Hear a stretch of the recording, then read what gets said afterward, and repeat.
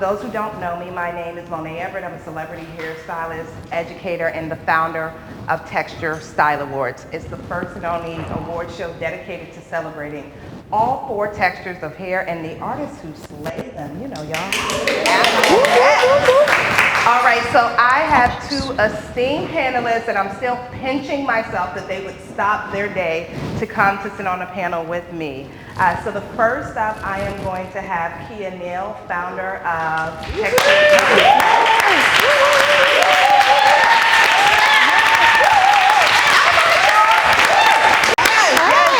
Awesome.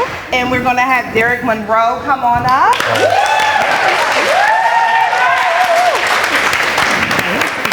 Derek is an Emmy-nominated hairstylist. After we have, okay, so we're going to have a seat, and then we're going to get into it. I'm going to start off with having them tell you all about themselves. All right. So actually, I'm going to break the mold and start with men first. Okay. Derek, tell us just a little bit about your star-studded career. Oh God. Okay, so I've been doing hair for over 24 years. I'm from Virginia, a small town. I've been a salon owner, a beauty supply owner. I've been an assistant for people. And then I moved to New York in 2013. That's where I met Monae. We worked together on the set of Project Runway. I did that for like 4 seasons. I then started to sort of help out at the Wendy Williams show. Then I got here to New York. Someone encouraged me to come here and be their full-time assistant. And when I got here, they hired someone else. I had an apartment and everything, and I had to figure it out. So I would drive back and forth to Virginia to work in the salon to be able to pay my rent. But thank God I had a great network of people that would refer me to different people and celebrities and stuff.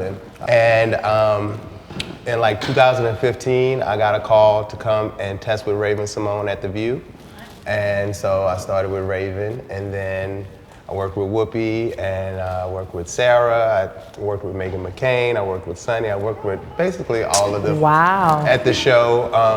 Thank God, working with Whoopi, I've been able to work on movies. We did Nobody's Fool, we did Till. I got nominated for an NAACP award this year for that. So, God is good. Yes, he is. Yes. Okay. I told y'all, my friends are cool. You need to come out, pull up a seat to our table and see my cool friends. Now, Ms. Kia Neal, tell us about your illustrious career. Well, first of all, it's not as star-studded. No, now, let me just say that now. It's not but listen, I love that. I love hearing all of that. That's amazing. I love to see us doing some amazing things. But my name is Kia, artistically Neal, and I am a stylist of 30 years.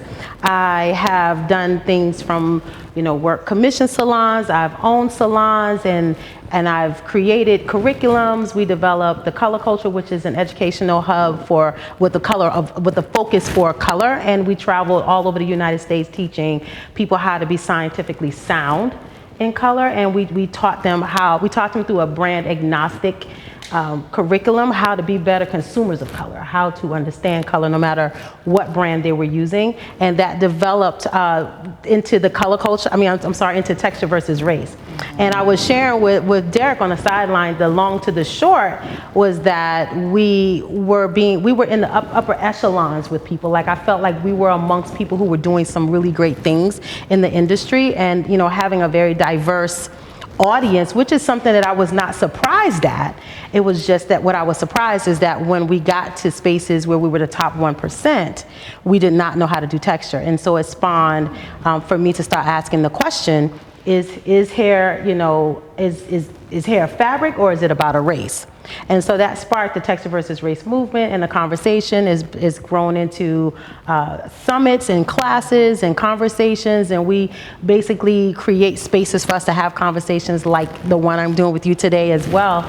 But we make it so that we all can try to use our resources and our minds and our hands to elevate the industry as a whole, to make it a more diverse and inclusive space for everybody to thrive. And so I'm just certainly glad to be here with you, Ms. Monae, and I cannot wait to hear about your illustrious career. Oh, well, thank you. To be be honest, I hadn't planned on talking about me. Yes, you did. For those who don't know, I'm really blessed. I work with a lot of people you hear on the radio and see on TV. Just this week alone, I had multiple bookings for Power Ghost Book 4. One of the main artists. Thank you. Yes. We'll be going to Miami at the end of the week. I used to work in a salon. I managed a salon. I was a hair color educator. All of this time working in the salon, I knew I wanted to be a celebrity artist. I had no idea how to get there. And I consistently asked people, like, what are the steps I can take? What can I do to get there? And everybody was so full of advice, but it was all wrong advice. They repeatedly ran me into walls because if they knew how to do it, they probably would have been pursuing these careers on their own. And I started my career in the DC area, and it's so funny, I had to move to New York before meeting my DMV brother here. But you know, I worked really hard. I moved to New York. I developed a clientele. I was working with celebrities in the DC area, but it was few and far in between. I couldn't figure out how. I couldn't figure out how to get booked. I couldn't figure out how to be taken seriously. And just like one note, there was even an agency that I worked with, and I remember this like it was yesterday.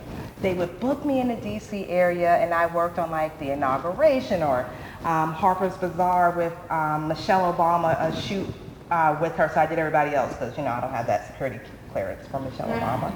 And I just thought I was hot stuff, baby. And I moved to New York to continue to work with this agency, and they said, I'm sorry, Mo, who? We don't know you. we don't know you. So I started realizing there were certain ways to go about things. There were certain ways to work beyond the chair. And I also realized that most of us were never really taught about that. So when we're speaking today about diversity and inclusion, it all kind of gets rolled up into it because a lot of times different people are not offered different opportunities for a plethora of reasons. So this discussion is to discuss, well, where are these opportunities? How do we get these opportunities? How do we prepare ourselves for the opportunities? Do brands have any part to play in this? Do magazines, do entertainment accounts? How do we make these changes? So I have Kia and Derek here with me so that we can discuss, so that we can add some clarity and also some inspiration for those of you who want to achieve things beyond the chair. Absolutely. So I feel like we should just jump right into it. Okay, so Kia, how do you perceive the current state of diversity in the hair industry? Oh my gosh, that's a loaded question. It is. Pour it on us. No, I'm not gonna pour it. I'm gonna slide it on easy, right? So diversity, of course, you know, DEI is a strong topic right now. And to be honest, can I be honest? First of all, I gotta ask, and I need everybody to share. Like, are you okay with us being honest? Are you okay with being a little uncomfortable? Like, I feel like this is the airline. Everybody's gotta say, yeah, I don't need your head nods. You have to say yes to agree. And the reason why I say that is because when you're having conversations like this, it's really important for us to all have the same level of buy-in for it. So when I speak about the state of the industry, I know that we have been completely inundated with diversity, equity, and inclusion, and I know that the industry is absolutely tired of it. I know that all the talk about the blackness and representation, I know that it is still a topic, but I know that it's very worn down right now. And so I would say that we are working with a very small margin of space to really continue the movement, and we have to shift our idea around what do we consider to be diverse and what do we consider to be inclusive. So before it was hire a whole bunch of black people, do things, try to put more people in the room, try to bring everybody to the table, but what we realize, what I've been seeing is that effort is becoming very flushed out to a point where it's not as effective. It's great, don't get me wrong. Now it's great. I love seeing black faces and artists in spaces, but I would love to see us do more in an authentic space and not just putting people in these spaces just for the sake of numerical measurement and checking off a list. I would love to see us doing more sourcing of black people that actually have the proficiency and the talent to do those particular jobs.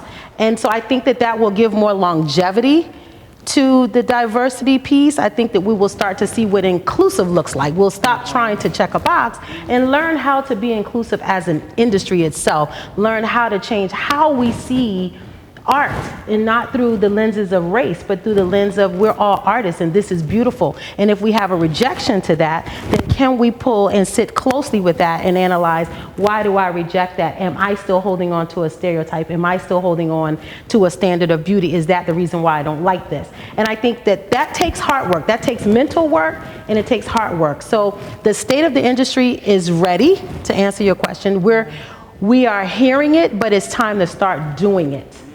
And I believe that we have done enough to say we're trying to be more diverse, but I think there's more work to be done. And I would love for us to leave here, all of us, having some actionable steps and being inspired to continue and getting on and staying on that path. Is that the question? It did, and you took us on a beautiful journey while we got there. I love it. I love it. And one thing I want to say before I go to Derek is the reason why I chose my panelists is because we're in different parts of the industry that feed off of each other. So Kia was a salon owner. She works with artists in the salon, an educator, so there's that segment. I do more print work, photo shoots, celebrity event, and while Derek does that as well, he also does TV and film, as he mentioned, as well as producing his own show. So I really was very purposeful for who I chose. So there are some things that we see similarly, and there are some things that we see differently, okay? It wouldn't be fair to you to host a panel and everybody sat here and agreed with every single thing, right? Okay? So Derek, you have had this amazingly inspirational TV career, but especially to be able to see your work every day on TV, to work with different hair textures that have not normally been celebrated, for example, locks, or to see a black man working with a woman with straight blonde hair every day. Have you had any challenges with that, or maybe have you had to overcome some obstacles or surprises for people seeing the type of talent that you work with on a daily basis? That's very interesting. First of all, Kia, you are an amazing speaker. Yes. I was like, girl, you keep on talking. I don't even have to say anything. But, and also thank you for having me, Monae. I just want to say that too. Have I seen, I have to say, like, my journey's been sort of blessed. And I was trying to explain to Monae when we were talking earlier that thankfully for me at The View, we had a black department head.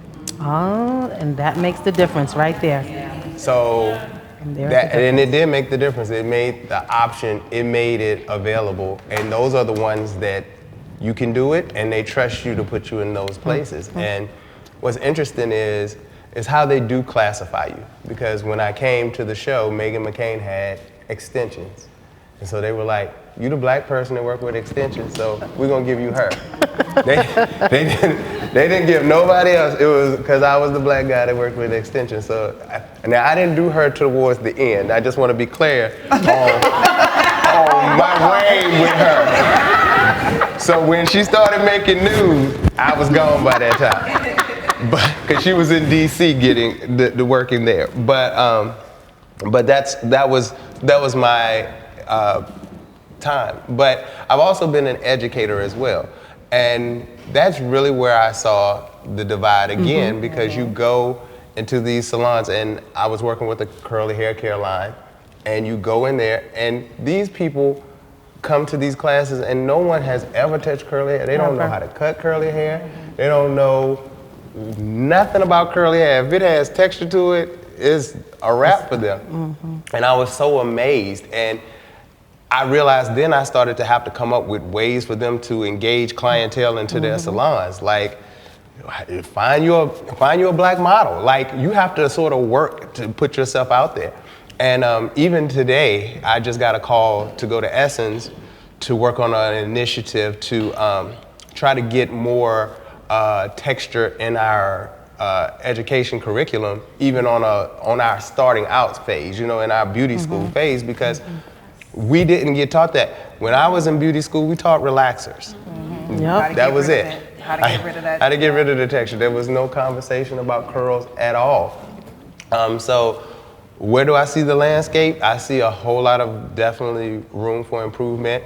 Working on the celebrity side as well, there's always the argument with black actresses that don't have people that do their hair. That for the black actresses, the black models, for fashion, they've gotten to a point where they come with their own hair, their own, like literally they've always had to sort of come to be prepared to have to Jimmy rig. I'll never forget when I got here, it was my very first photo shoot, and I did it with like, I think it was Bob Vixen or something, and it was the cast of, oh my God, what was the prison show on Netflix? Orange is the New Black. Orange is the New Black, and you know most of that cast is black, and Uzo Aduba was the model. And sadly enough, it was a white hairstylist that they hired. And he come and she was like, "Can you do my hair?" And he was like, "Oh, I can do everybody's hair, girl. I got you." I got you. And as soon as he pulled out that blow dryer and that rat tail comb, I knew we was headed for danger. Uh-oh. And he blow dried it, and the whole thing was supposed to be glamour and them in jail. And he literally did like this like French roll kind of a thing. And he turned, I mean, but with no hair, no nothing. It was just her hair, natural, blown out and like pinned. And he turned into the mirror and she was like, and so later she goes to her publicist and she says, "Hey, you know, do you think he can do it?" Now, mind you, I'm an assistant at this point. So the one thing in the rule of law when you're an assistant is you don't have no voice. You just sit back because you're never trying to overtake the person that was hired for the job. If the person doesn't instruct you, you don't do it. So I'm sitting in the back and I'm just sitting there like with my mouth closed watching the train wreck. Enjoying the movie? Enjoying the movie. And she comes to me and she was like, "Hey, can you help me?" And I had to fix and do her hair and you know, it was a whole situation. But, you know, I've learned a lot of times, I've been on a lot of shoots where, sadly, they'll hire these white hairstylists that are smart enough to hire black assistants. Wow. And then the black assistants do the work, and then they do the touch-up, and then they get the credit. And if you know some of these rates, because sadly, I mean, we talking about being real, the rates for white hairstylists 9 times out of 10 is a whole lot more money than it is that they're giving. Yes. Than they're giving black. So you imagine if I'm making, if let's say we're doing a shoot for Revlon Color, and I need you to be my assistant on it. I'm making $15,000. I can charge you $500 a day, $1,000 a day, because you think you're making some money, but you don't realize how much money I'm making on the back end, basically off of you. So I've seen that happen, and so is there a change that can be done? For sure, for sure. I find that interesting. I don't necessarily have a problem with white hairstylists being booked to do black hair. I have a problem with non-proficient people being booked to style hair. And it's just really odd to me that the amount of money, like I'll call out a name, and I don't say this very often. I got booked as an assistant some years back on a Kanye West shoot. And they flew in a hairstylist from Europe. He had 5 assistants. Each of us were doing $500 a day. So for that time, that means he was doing a minimum of $10,000 to $15,000 for that day. Monae herself did 6 of those models because when I walked in, he said, "I'm not that." He didn't speak English well. He said, "That, no, I'm not. You go and do that." So that was being vocal about being unable and unwilling to do 60% of your job, yet still making money from it. You know, so we're speaking a little bit to the celebrity field or the photo shoot field. I want to kind of bring it back to the salon field a bit. Kia, I know you work with a lot of amazing artists, especially through texture versus race. Are you seeing any diversity issues in salons with them dealing with the everyday client with curly or coily hair? Yeah, because the reality is we went back to the schools. Of course, we know that no one was taught how to work with curly and coily hair. And in this time, what we're seeing is, you know, white salons will hire a black person to do all the work they don't want to do. It's the same, right? So what we're encouraging them to do is say, hey, no, don't just hire the token black person to do, because now when a curly person comes in, you automatically go, oh, yes, well, you're here for Kia. Okay, no, you sit right there. Let me go get Kia. Kia got 6 other people. Kia got 6 other people, but this wait. curly just came in. So, right? So what I'm encouraging people to do is to be at least basically proficient. Yes. Enough to not be discriminatory at the front desk. Enough to be able to acknowledge your deficiencies and your lack of education and have ownership of that. And that's a different tone. So when we talk about diversity or we talk about discrimination, because we know the salon is completely segregated, right? So when a person with curly hair goes to a salon, what we see is, I don't do your hair, right? Like you said, no, y'all, no, I don't do that. That's how people are being spoken to, but what that does is that leaves the burden of responsibility or the burden of saying, hey, something's wrong with you and your hair. But when you are being taught some level of texture with whatever your niche is, this is what I'm encouraging. If you're a cutter, cut everything.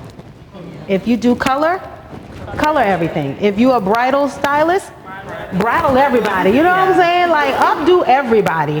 That way, when you get to the front desk and someone says, you know, hey, I have curl hair, you know, can you do X, Y, Z? You might say, now listen, you want to blow out, I'm your girl. Or you want color, I'm it. However, I may not be able to do X, Y, Z, but what that says is, I don't know how to do it, not that something's wrong with you. And that's a different language. So we have to be taught how to handle the front desk, how to be more diverse in mind, and how to let it translate into our niches. Yes, I do believe everyone should have some basic knowledge Of all hair. everything, right? Some basics, some that I can say, I can do X, Y, Z, and I'm not going, oh no, and I'm not afraid, and now everybody's on break as soon as the curly girl come in, now everybody all of a sudden really busy. So once we have this basic level of understanding, then it takes the fear out, and it allows people to say, but I'm a balayage specialist. I might not be a razor cutter, but I'm a balayage specialist. And because I do balayage, I do it on everybody. So if that's what you want, me. If not, hey, I know somebody. And so I think that's, you know, that plays a huge part in, again, understanding how diversity should be playing out, not just hiring people, which is what I've been seeing. Everybody's struggling. How do I get black people to come work with me? How do I get black people to come to my salon? I'm like, how'd you get the white people to come to your salon? Like, what did you do to get them? Like, it's the same thing. So, yeah. That's an interesting point. And I'm thinking of something you said a few minutes ago, Derek. You said that you know, when you went to the View, you had a better experience and there was a black department head. Why do you think that made a difference? Because most of the time in the education field, when we get taught in beauty school, we're working on white mannequins. So the main thing that they're looking for is, can you handle the challenge? Sadly enough, when you, on a lot of these television sets and movie sets, they will bring you in, like, you have to be in the union most of the time, right? And the union is one of the hardest things to get into. But a lot of times when they have black movies, like they did like the Wu-Tang Clan movie. Now, of course, you already know, just the sound of that already sounds like a challenge.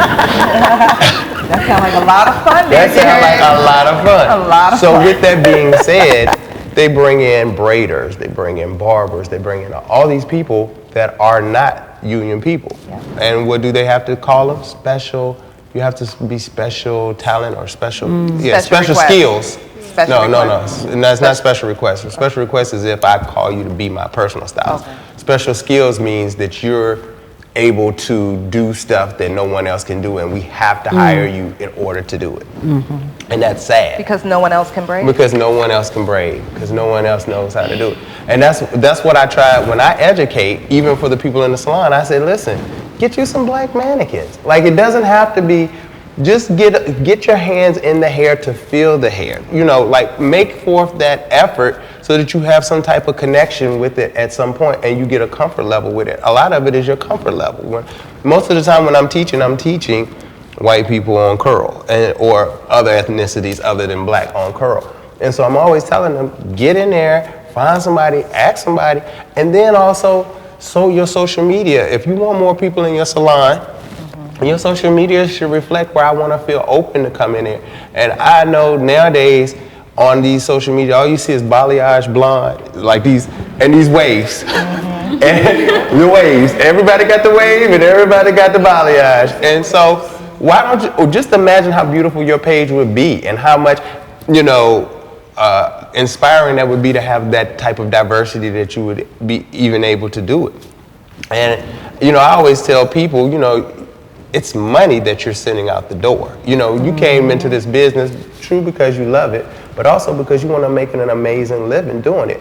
And every time you say that there's something you can't do, you're turning away money. I am able to have the job at the View because I can do Sarah, who's a blonde girl, and I can do Whoopi, who has locks. I have made myself a staple. I have made myself invaluable in the, so that's what you have to do, whether it be in the salon or anything else. You have to make yourself so full of information, so full of education, that you make yourself invaluable, that people need you, that people are seeking you out. They are trying to figure out, where is she at, because I need her, what she does in this salon. So yeah, that's it. And having black people at the helm also opens up the idea that, okay, they see things for what it is, right? They know what's needed. They know all of the spaces of lack. They know that. So they're actively filling those roles with people that have the proficiency to do all textures of hair. So when you have, that's why it's so important to have black people at the table. When we talk. So tonight I had the pleasure of being a part of the Breaking Barriers event. These conversations are so important. It's the only way, whether the seat feels comfortable or the seat feels uncomfortable. It was just great to see so many people hungry to learn and seeing like successful people who look like me. This event has been so amazing, and it worked for me because I feel like it's given me some inspiration and some fire to keep going. This event just really opened my eyes to the diversity that's amongst us and the growing community of people of color that are entering the industry. And it just gave me a lot of hope and gave me a lot of inspiration. And I'm just ready to do my thing now. So thank you.